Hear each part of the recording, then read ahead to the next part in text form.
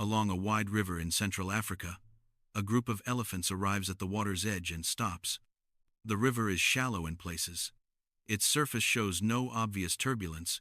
Other animals move through nearby shallows without hesitation.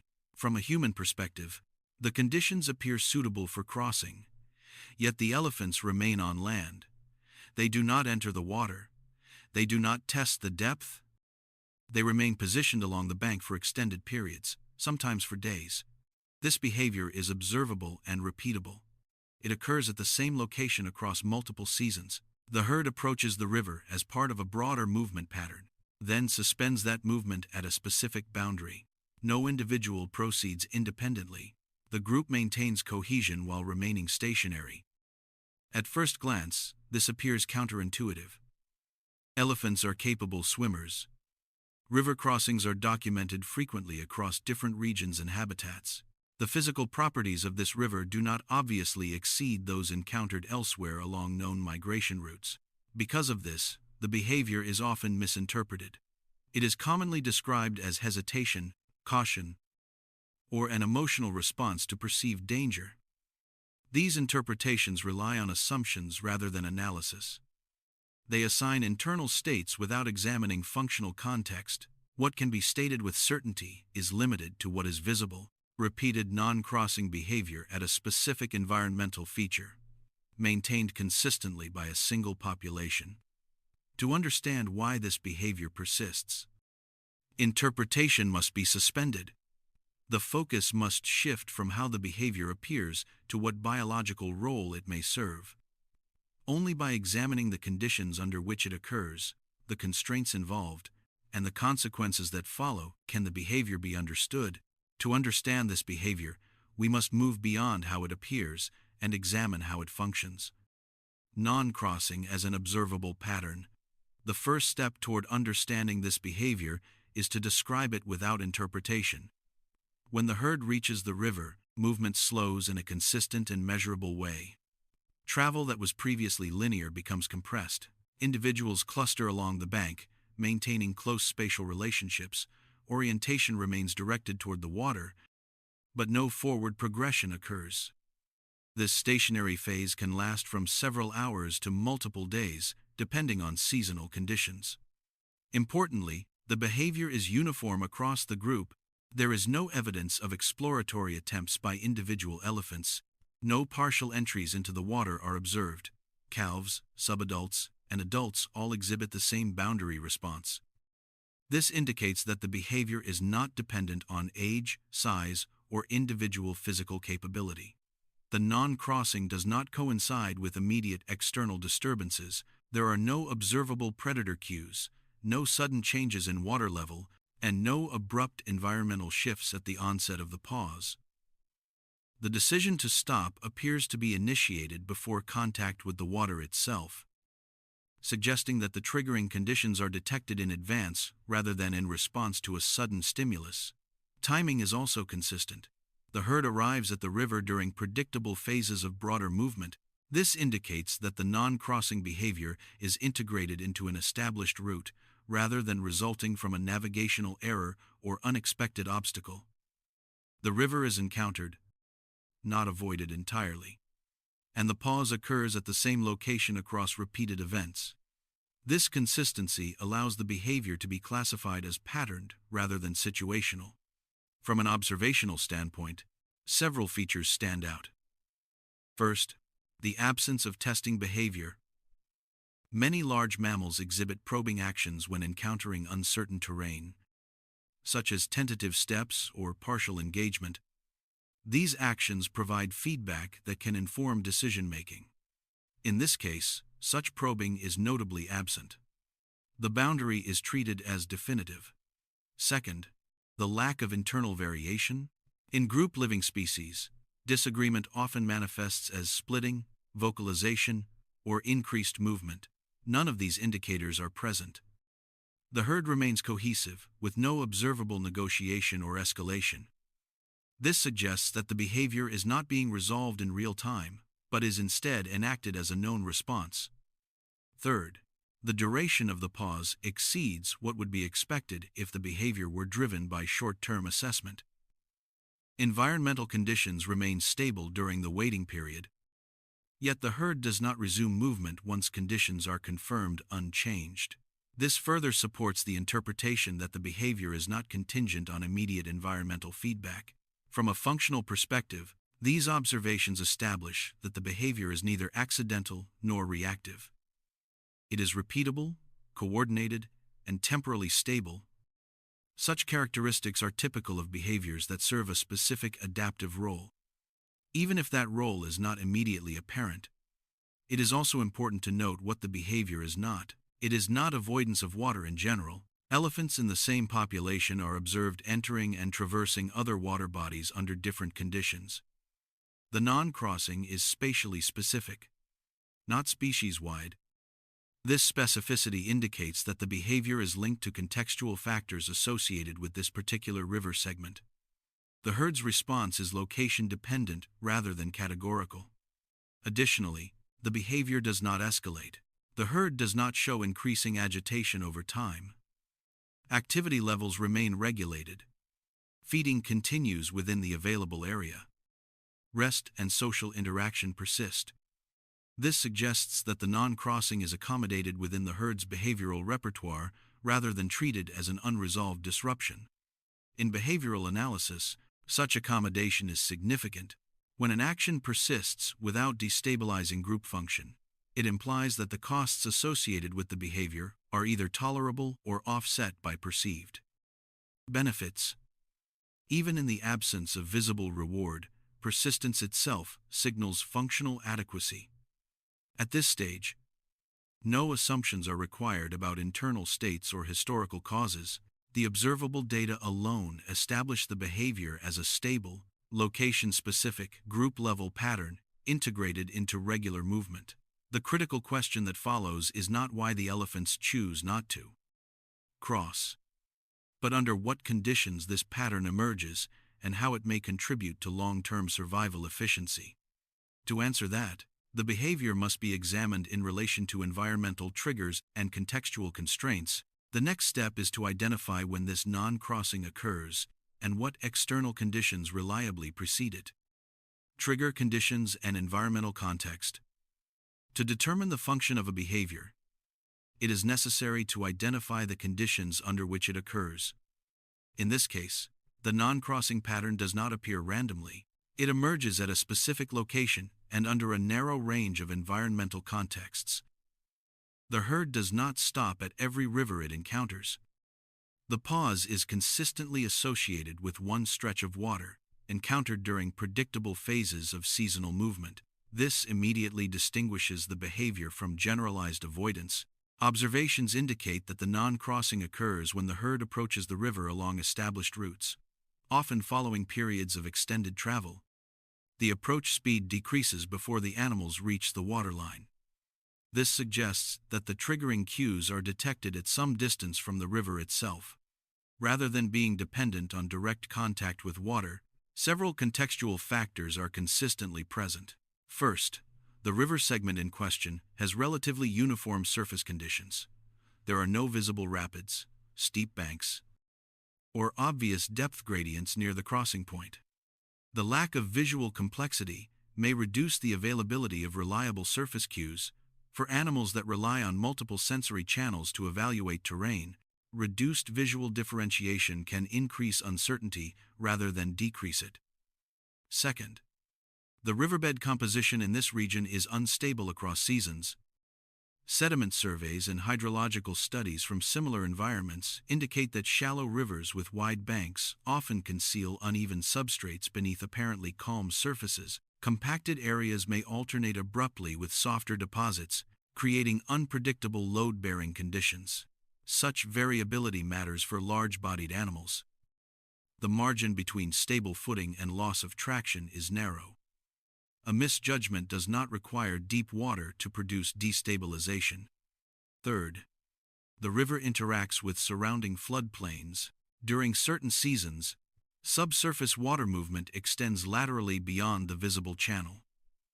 This can alter ground firmness near the bank, creating zones where weight distribution behaves differently than expected. These effects are not visually apparent but can be detected through ground response. The timing of the non-crossing also aligns with periods when water levels are receding rather than rising. This is notable because receding water can increase subsurface instability as sediments shift and settle. What appears calmer at the surface may correspond to increased variability below. The behavior is therefore associated not with overt hazard, but with conditions that reduce predictability. Another important contextual factor is the absence of urgency. The non-crossing does not coincide with immediate threats such as predator pressure or acute resource depletion. The herd is not reacting to time-sensitive danger. This suggests that the behavior is not triggered by short-term stressors, but by environmental evaluation processes that operate independently of immediate pressure. This distinction matters because it shifts the interpretation from reactive avoidance to anticipatory regulation. The elephants are not responding to what is happening in the moment. They are responding to what could happen if movement continues under uncertain conditions. The behavior occurs when the cost of miscalculation is high relative to the benefit of immediate progress. Importantly, the trigger conditions do not require novelty. The herd does not encounter the river as an unfamiliar feature. Repeated exposure does not diminish the response. This indicates that the triggering mechanism is not habituation sensitive. Instead, it appears to rely on persistent environmental characteristics rather than change detection. From an adaptive perspective, this suggests a threshold-based response. When a set of conditions crosses a certain boundary of uncertainty, movement halts. The exact composition of that threshold may include substrate variability, sensory ambiguity, and prior reinforcement, but the outcome is consistent. The lack of individual variation further supports this interpretation. If the trigger were subjective or dependent on individual assessment, some variation would be expected.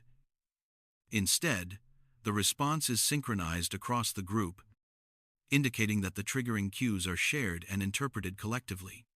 This collective sensitivity reduces the likelihood of error. When multiple individuals detect similar environmental signals, consensus emerges without explicit coordination. The group acts as a distributed sensor network, pooling information implicitly through shared response.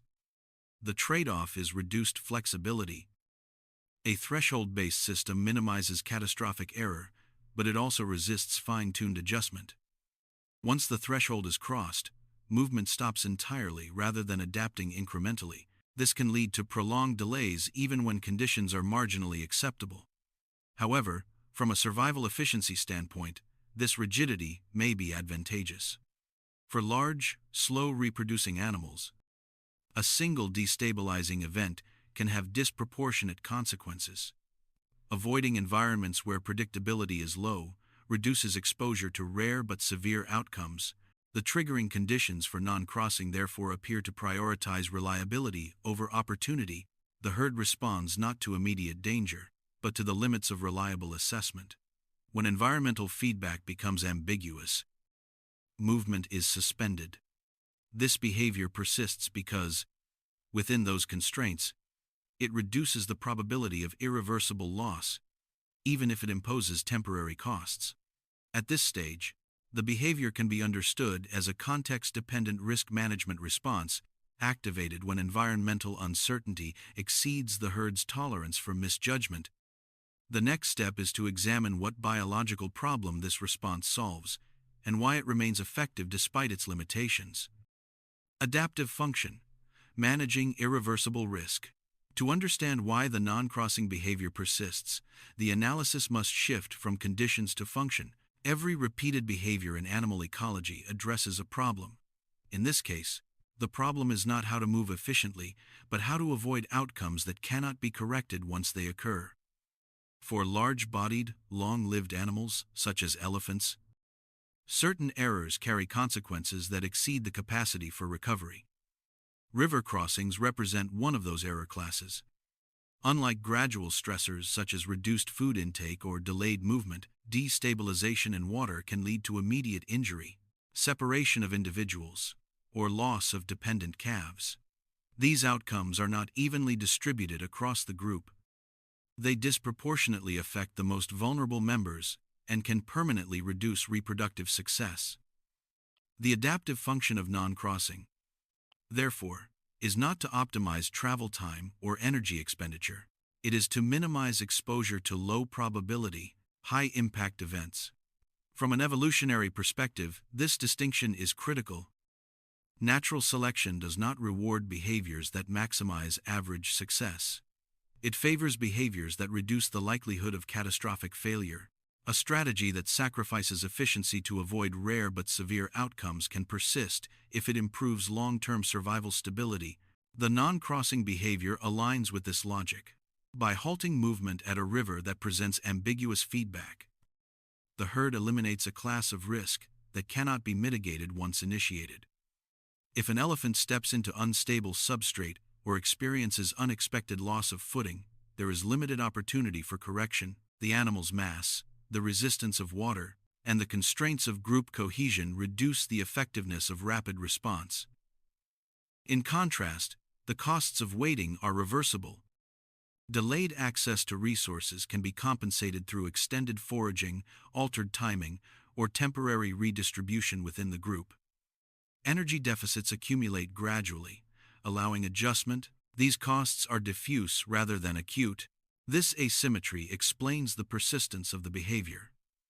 The adaptive function is not to avoid water per se, but to avoid situations where feedback is insufficient to guarantee safe progression. When the reliability of environmental cues falls below a certain threshold, non-crossing reduces exposure to irreversible outcomes. This function does not require continuous reinforcement. A single historical event may have been sufficient to establish the behavior, but the behavior persists because it continues to perform its protective role, even if the original trigger is no longer present. Importantly, this strategy operates at the group level. Individual elephants may be physically capable of crossing safely under current conditions. However, group movement must account for the least capable members. A strategy that is safe for adults but risky for calves introduces internal conflict. Non-crossing resolves this by defaulting to the most conservative option. From a behavioral efficiency standpoint, this reduces coordination complexity. The herd does not need to evaluate individual readiness. A uniform response ensures cohesion and minimizes the need for real-time negotiation. This cohesion itself is adaptive. Separation during river crossings increases vulnerability to predation and social disruption. By avoiding the crossing entirely, the herd maintains structural integrity, social bonds remain intact, dependency relationships are preserved. The behavior therefore solves multiple problems simultaneously. It reduces the probability of physical injury, prevents group fragmentation, and protects reproductive investment. These benefits accrue even if the river is, in fact, safe under current conditions. The strategy does not aim to detect safety accurately, it aims to avoid misjudgment. This distinction clarifies why the behavior persists despite apparent inefficiency. Efficiency in movement is secondary to reliability in survival. For species with low reproductive rates and long generation times, minimizing catastrophic loss outweighs maximizing short-term gains. However, this adaptive function carries inherent limitations. By prioritizing avoidance of irreversible risk, the herd accepts reversible costs that may accumulate over time. The strategy is protective in the short to medium term, but it does not optimize long-term resource access. This trade-off does not invalidate the behavior. It contextualizes it. The non-crossing behavior is best understood as a conservative risk management mechanism. It functions not because it is always optimal, but because it reliably prevents outcomes that would disproportionately reduce survival and reproduction. In this sense, the behavior does exactly what it is supposed to do. It does not ask whether crossing is possible. It asks whether crossing is safe enough to justify the consequences of being wrong, and when that answer cannot be determined with sufficient confidence, non-crossing becomes the adaptive solution. Trade-offs and system constraints. Any behavior that persists does so by solving a problem, but no solution is without cost. To fully understand the non-crossing behavior, Those costs must be examined explicitly. The most immediate trade-off is energetic. Waiting delays access to forage beyond the river. During prolonged pauses, available vegetation near the bank becomes depleted, requiring increased foraging effort for diminishing returns. Energy intake declines while expenditure continues. This imbalance does not produce immediate collapse, but it erodes physiological margins. For elephants, these margins matter. Large body mass demands consistent caloric intake. Extended deficits increase vulnerability to disease, reduce reproductive output, and slow juvenile growth. These effects accumulate gradually and may not be directly attributable to a single behavioral choice, which makes them difficult to correct through short-term adjustment. There is also a spatial trade-off. Repeated non-crossing reduces the effective range available to the herd. Movement corridors become narrower, concentrating activity into fewer areas. This concentration increases habitat pressure and accelerates resource degradation. Over time, the landscape on one side of the river bears a disproportionate share of use, while potentially suitable habitat on the other side remains unused. Such spatial restriction introduces systemic risk. Environmental variability, drought, vegetation shifts, or human encroachment has greater impact when options are limited. A herd with multiple viable routes can redistribute pressure. A herd constrained by avoidance must absorb shocks where it stands. Coordination costs also increase. Waiting requires sustained group cohesion in a limited area. While elephants are highly social and capable of maintaining cohesion, prolonged proximity elevates competition among individuals. Dominance hierarchies become more pronounced. Subordinate individuals may experience reduced access to resources, amplifying internal inequality. Importantly, these costs are not symmetrical with the risks the behavior avoids. The avoided risks are acute and irreversible.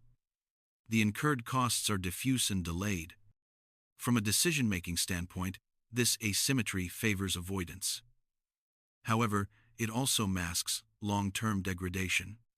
Another constraint is informational.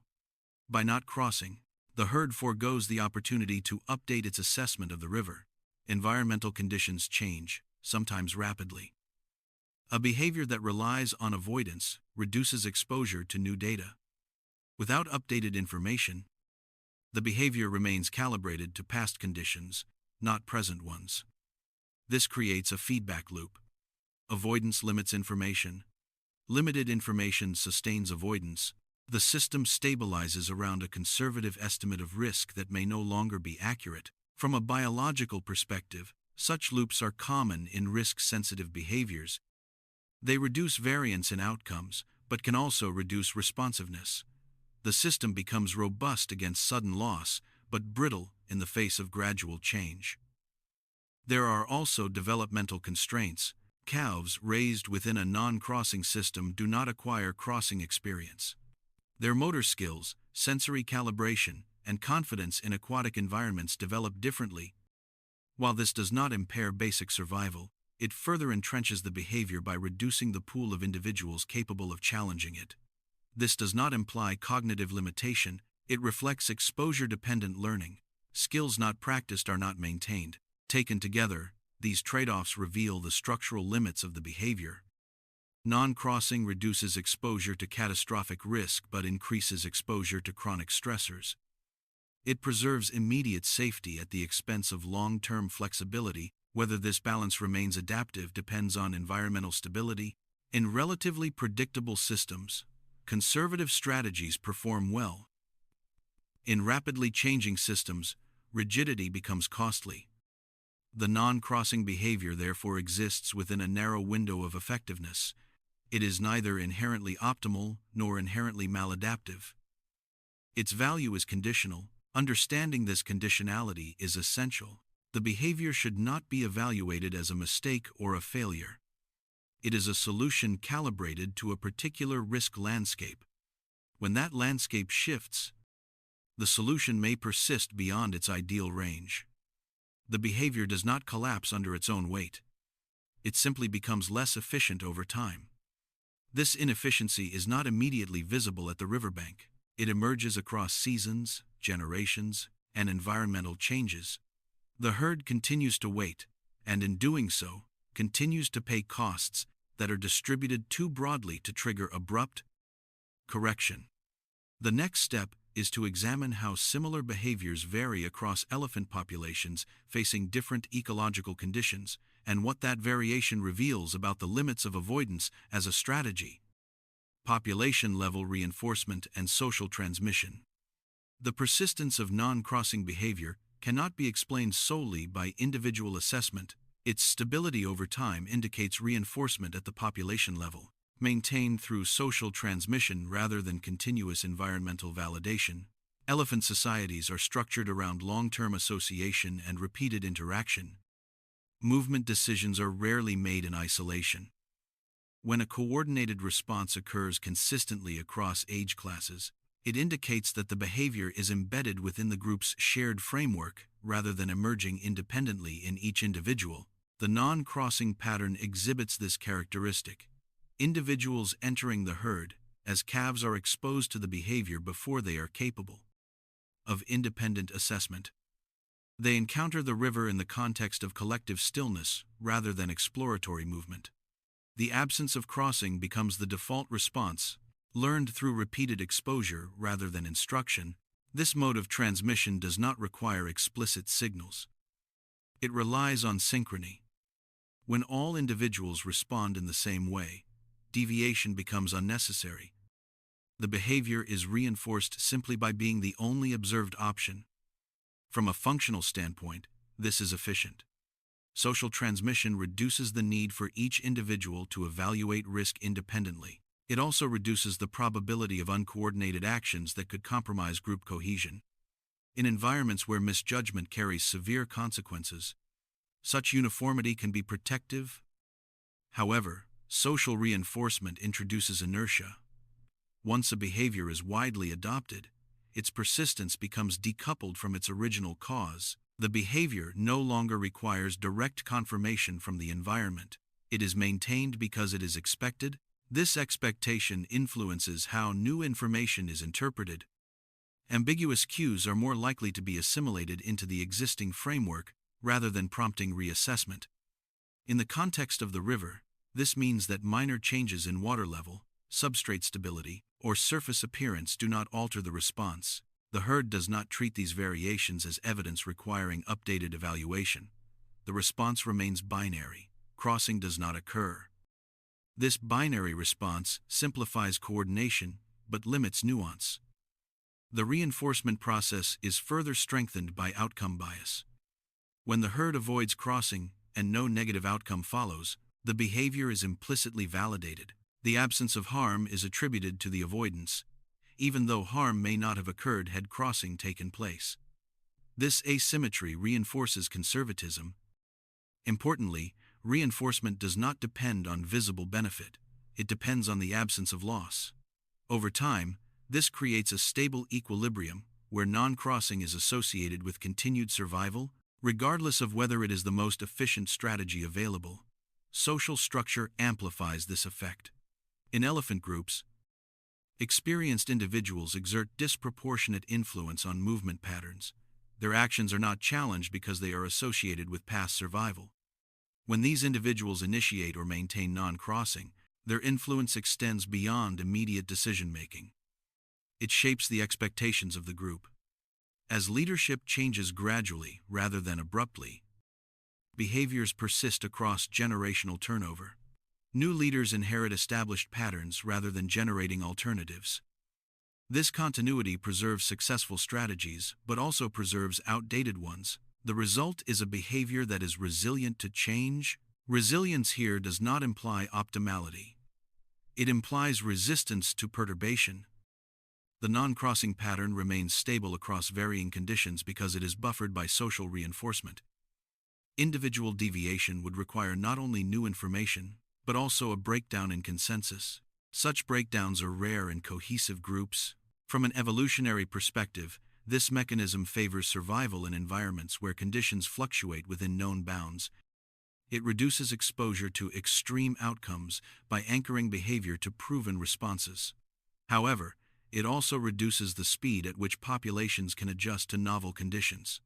This trade-off is not unique to elephants.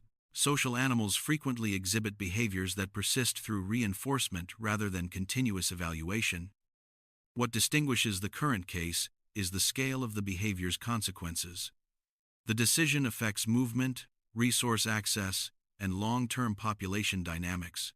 Yet the mechanism remains the same. Non-crossing persists because it is collectively maintained. It is reproduced through observation, reinforced by absence of loss, and stabilized by social structure. The behavior does not require constant justification. It requires only continuity. Understanding this mechanism shifts the focus away from individual motivation and toward population-level dynamics. The behavior is not an anomaly produced by unusual individuals. It is a product of how social systems preserve and propagate functional responses. The question that follows is not why the behavior exists, but how flexible such socially reinforced strategies are when environmental conditions change beyond the range in which the behavior first emerged. That question requires comparison. Information limits and decision thresholds. Behavior does not operate on complete information. For large social mammals, decisions are made under constraints imposed by sensory limits, time, and the cost of error. The non-crossing behavior can be further understood by examining how information is gathered, filtered, and acted upon, and where those processes reach their limits. When approaching the river, the herd relies on indirect cues. Visual information provides only surface-level data.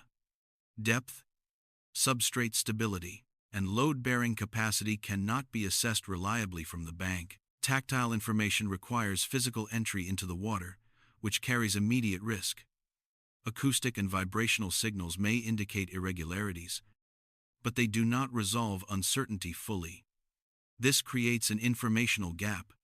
Crossing the river would require committing to a course of action before sufficient feedback is available. Once an elephant enters the water, the opportunity to reverse the decision is limited. Weight transfer, buoyancy changes, and group coordination reduce flexibility. Errors cannot be corrected incrementally. In contrast, not crossing preserves optionality. The herd can remain in a state of monitoring without escalating risk. Information continues to accumulate passively. Changes in water level, bank exposure, or environmental conditions may eventually reduce uncertainty enough to allow movement. Until that threshold is reached, non-crossing minimizes irreversible exposure. This distinction highlights the role of decision thresholds. Animals often rely on thresholds rather than continuous optimization. When uncertainty exceeds a tolerable level, action is suspended. This approach reduces the probability of catastrophic outcomes at the expense of delayed progress. The precise threshold is not calculated numerically. It emerges from evolved sensitivity to error costs. For elephants, the cost of misjudgment in water is disproportionately high. Injury, separation, or loss of dependent individuals cannot be easily compensated. As a result, the decision threshold for entering water under uncertain conditions is conservative. Importantly, this threshold is applied collectively. Individual elephants may experience varying levels of confidence based on size, experience, or physical condition. However, group movement must accommodate the most constrained members. The threshold is therefore set by collective risk tolerance, rather than individual capability. This collective threshold reduces variance in outcomes. It also reduces responsiveness. Once the threshold is crossed on the side of uncertainty, movement halts entirely. Partial solutions such as staggered crossings or exploratory attempts are not employed. These would introduce coordination complexity and expose some individuals to risk while others remain protected. The simplicity of the binary response is itself functional. Either conditions are deemed sufficiently predictable, or they are not. In the latter case, non-crossing is the only acceptable outcome. This reduces decision overhead and prevents piecemeal exposure to danger. However, binary thresholds are insensitive to gradual change. As environmental conditions shift slowly, The threshold may remain unmet even when actual risk decreases. The system lacks a mechanism for fine-grained adjustment. This explains why the herd may continue to avoid crossing even when the river appears safe over extended periods. The informational limits are compounded by learning dynamics. Because crossing does not occur, new information about the river's current properties is never obtained. The herd's understanding remains anchored to past assessments. Without new data, the threshold cannot be recalibrated. The decision rule persists unchanged. This creates stability at the cost of adaptability. From a biological standpoint, such stability is advantageous in environments where variability is high and consequences are severe. It reduces exposure to rare but devastating events. However, it also constrains the system's ability to exploit improvements in conditions. The non-crossing behavior therefore reflects a prioritization of error avoidance over information gain. The herd does not seek to learn whether the river is safe. It seeks to avoid learning that it is not. This strategy is effective when the environment remains within familiar bounds. When conditions change beyond those bounds, the lack of information becomes a liability. The behavior persists not because the herd has determined that crossing is unsafe, but because it cannot determine with sufficient confidence that crossing is safe. That distinction is central. The next step is to examine how this threshold-based strategy compares across elephant populations facing different environmental constraints, and what that variation reveals about the flexibility of non-crossing behavior as a risk management mechanism. Comparative patterns across populations. Examining a behavior in isolation risks mistaking contingency for universality. To assess the flexibility of non-crossing as a strategy, it must be compared across elephant populations experiencing different environmental conditions. Across Africa and Asia, elephants routinely cross rivers of varying width, depth, and flow.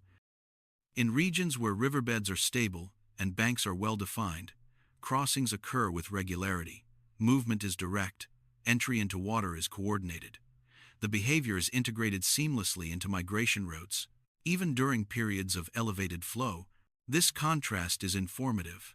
In populations where river crossing is common, the environmental context differs in consistent ways. Substrate composition is more predictable. Seasonal variability follows narrower ranges. Water levels fluctuate, but the rate and direction of change are more easily anticipated. These conditions reduce uncertainty at the moment of entry. Under such circumstances, the decision threshold for crossing is met more often.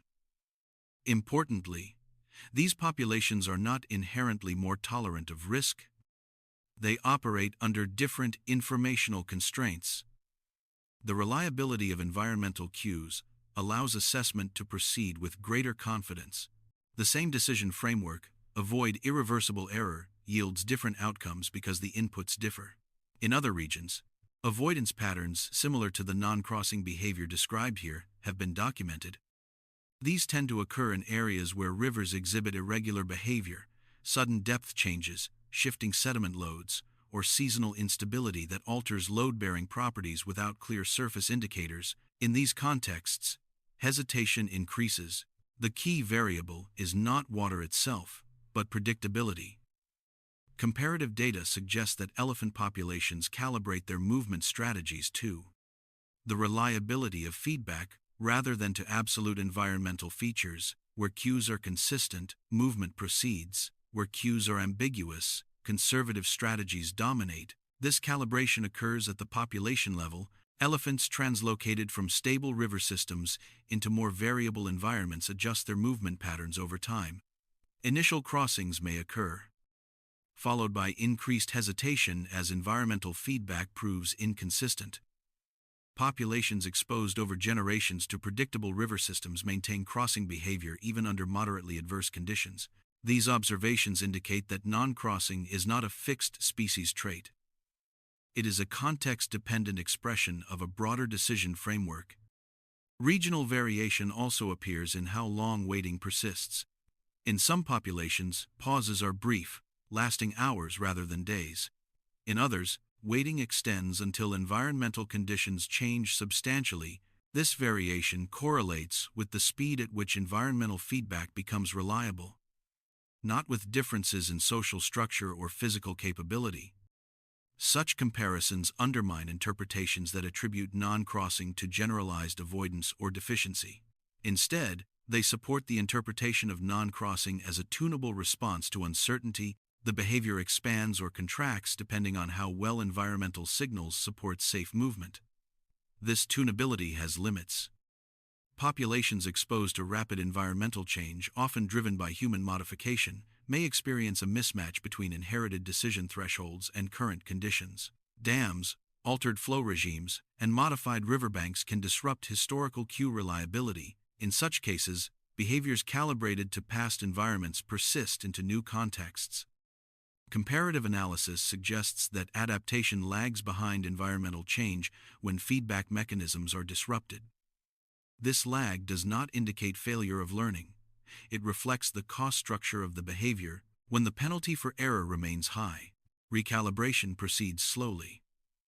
Populations do not rapidly abandon conservative strategies unless the cost of maintaining them exceeds the cost of error. In regions where habitat fragmentation limits alternative routes, non-crossing may become increasingly costly. Yet even then, behavioral change occurs gradually. The system resists rapid adjustment, favoring stability until pressure accumulates beyond tolerance. The comparative perspective, therefore, reinforces a central conclusion. Non-crossing is neither anomalous nor rigid by design. It is a flexible strategy constrained by information reliability, cost asymmetry, and social reinforcement. Variation across populations demonstrates that the same underlying decision logic can produce different outcomes under different conditions. The behavior persists where uncertainty dominates and recedes where predictability allows reassessment. Understanding this variation is essential for evaluating the behavior's long-term viability. The final analytical step is to examine the biological constraints that limit how far such behavioral strategies can adapt, regardless of environmental change. Limits of adaptation under slow change. The persistence of non-crossing behavior raises a final analytical question. How far can such a strategy adapt when environmental conditions change slowly rather than abruptly? Behavioral systems are not infinitely plastic. They are constrained by biology, learning dynamics, and the structure of costs and benefits.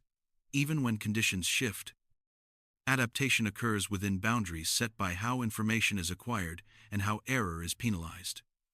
In the case of river non-crossing, the primary constraint is temporal scale. Environmental change often unfolds gradually. Riverbeds stabilize over years, flow regimes alter incrementally. Human modifications, levees, dams, altered channels, introduce new patterns that do not resemble historical states. These changes do not present clear signals that invalidate existing decision thresholds. Instead, they accumulate quietly. Behavior calibrated to avoid catastrophic error is poorly suited to detect gradual improvement. Because the cost of testing remains high, reassessment is delayed. The system waits for certainty that rarely arrives. As a result, behavior remains anchored to conservative thresholds even as the environment becomes less dangerous. This anchoring is reinforced by learning asymmetry. Learning from success is weak. Learning from failure is strong.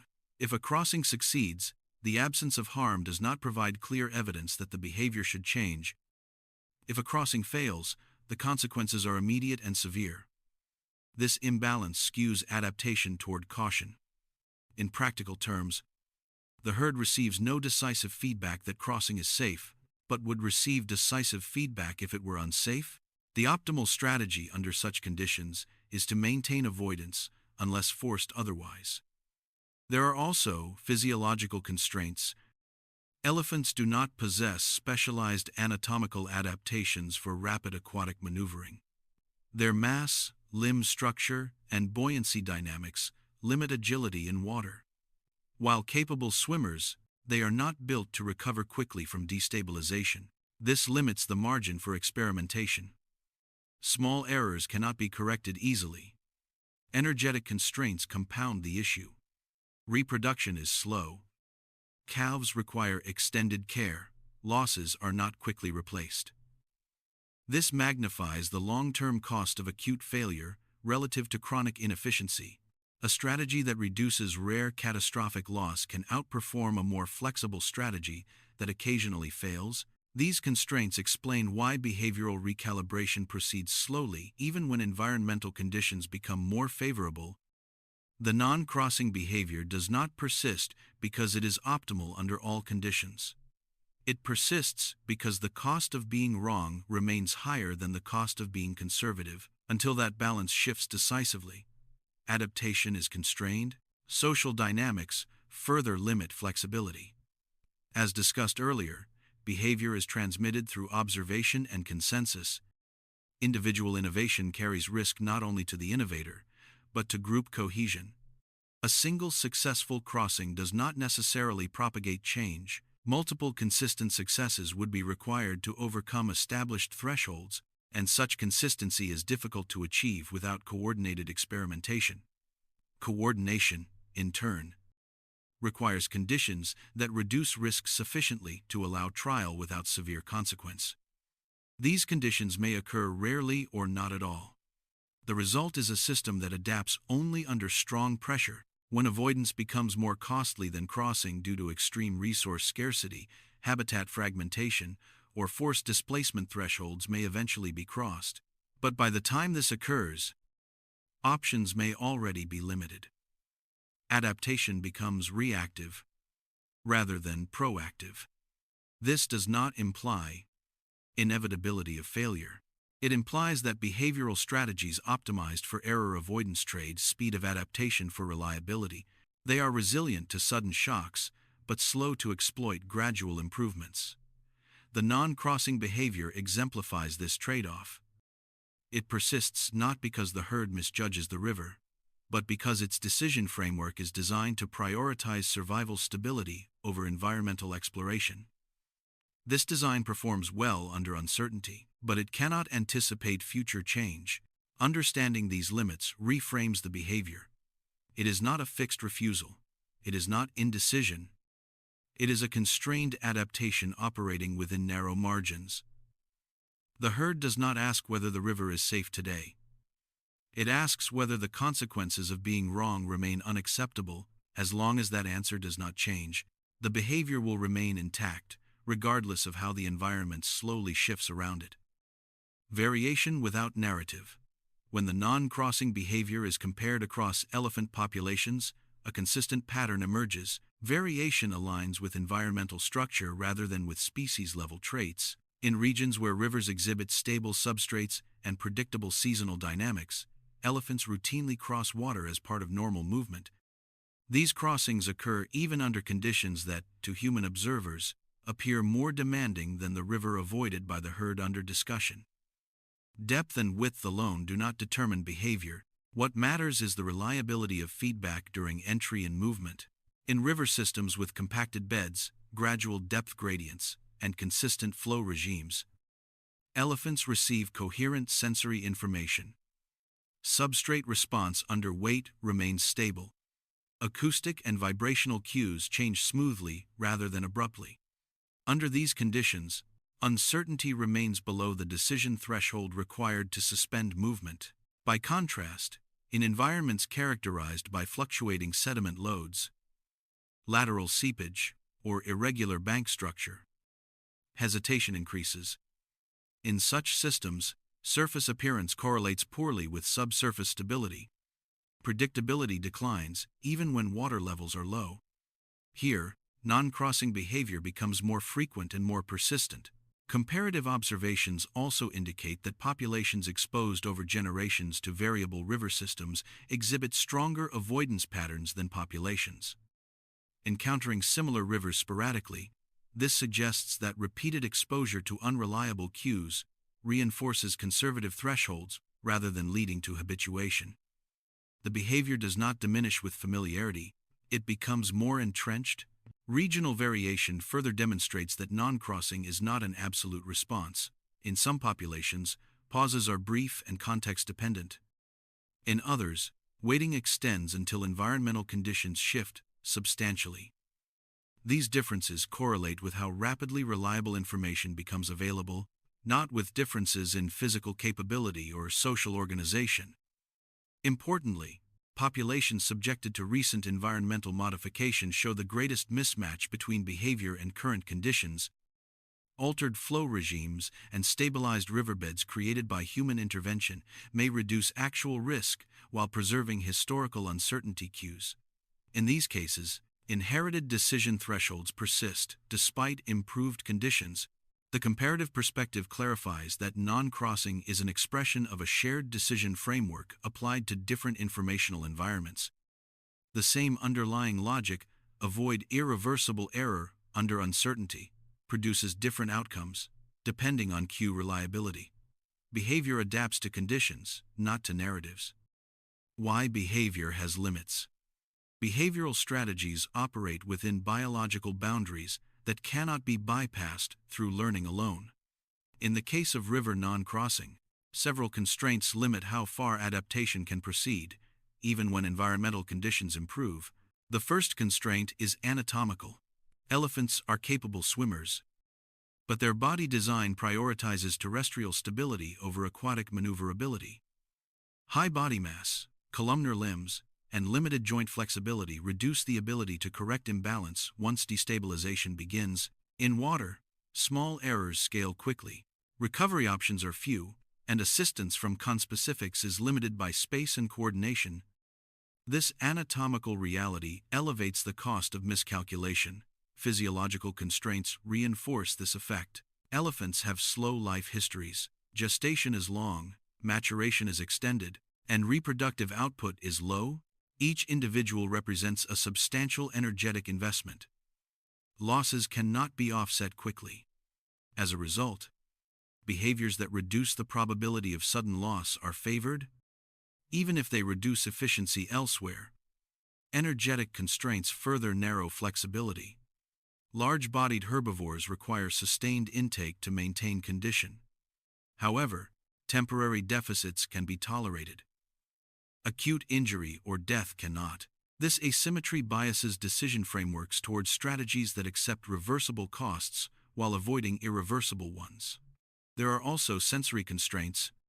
Reliable assessment of substrate stability beneath water requires physical engagement. Visual cues are insufficient, and tactile feedback arrives only after commitment. For elephants, the point at which information becomes reliable coincides with the point at which retreat becomes difficult. This overlap limits the feasibility of incremental testing. Finally, social constraints shape outcomes. Group cohesion is essential for protection, learning, and reproduction.